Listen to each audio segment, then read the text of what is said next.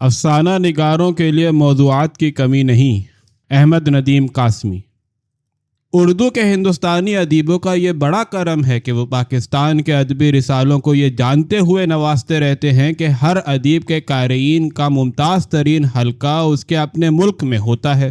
یہ اردو زبان سے ان کی غیر فانی محبت کا اعجاز ہے کہ وہ نفع و ضرر کے تقاضوں سے بلند ہو کر اور بین المملکتی سیاسی کشیدگی سے قطع نظر کر کے اپنی معیاری اور مکمل تخلیقات کے ساتھ پاکستانی رسائل کی زینت بڑھاتے ہیں۔ ادارہ فنون اردو کے ہندوستانی ادیبوں کا بطور خاص شکر گزار ہے کیونکہ قارئین کو ہندوستان کے بڑے بڑے اردو ادباء و شعراء کا جو اجتماع فنون میں ملتا ہے اس کی مثال مشکل ہی سے دستیاب ہو سکے گی۔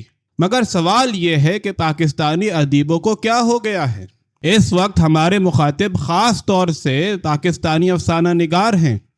ان میں سے بیشتر ایسے ہیں جن کے مفصل تذکرے کے بغیر اردو افسانہ نگاری کی تاریخ ادھوری رہتی ہے۔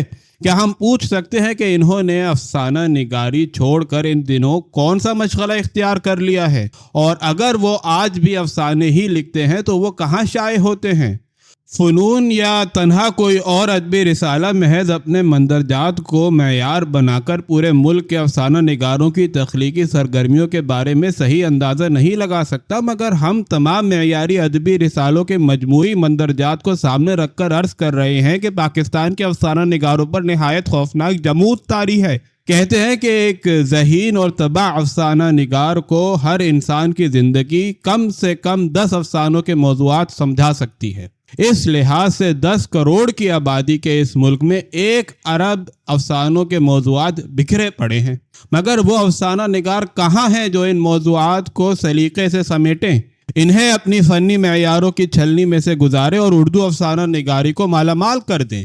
1، 2 یا 5، 10 پائے کے افسانے لکھنے کے بعد افسانہ نگار کا ادبی افق پر سے ہمیشہ کے لیے غروب ہو جانا صرف متعلقہ افسانہ نگار کا انفرادی سانحہ ہی نہیں ہے، پورے ملک کا تہذیبی المیہ ہے۔ اور اس وقت پاکستان میں ایسے افسانہ نگار خاصی تعداد میں موجود ہیں جو چند اچھے افسانے لکھنے کے بعد افسانہ نگاری سے دستکش ہو گئے، اور اس دستکشی کے وجوہ ایسے ہیں جنہیں فنکاروں کے نام سے منسوب ہی نہیں کیا جا سکتا۔